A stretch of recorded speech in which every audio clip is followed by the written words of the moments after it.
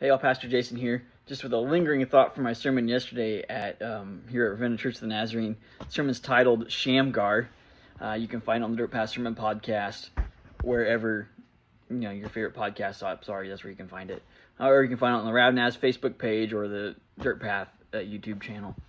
But my lingering thought is this: it's not really so much a thought as a personal experience. And in the sermon, I talk about how we are all important in God's story, right? Our lives become used by the kingdom when they're yielded up to Him, and they ripple out and they impact other people.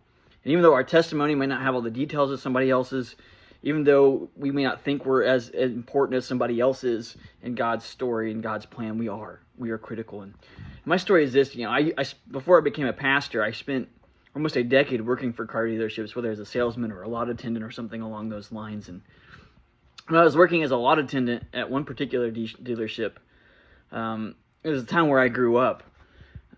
There'd be occasions where I would have a rough day, or things were just not going my way that day, and I'd just be struggling. And it just always seemed to happen, though, on those days where I was struggling like that there was this one guy that went to my home church, and he would always show up at the dealership that day, whether he was getting an oil change, there was an issue with his car. But whenever I would see him, it gave me an opportunity to stop and chat with him, and he didn't know this, but his presence there in those conversations were an encouragement to me in those times where it seemed like nothing was going right. The day wasn't going my way, but there he was.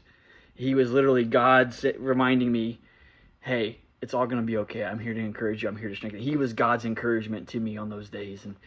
And that's the ripple our lives can have if we yield them up to God.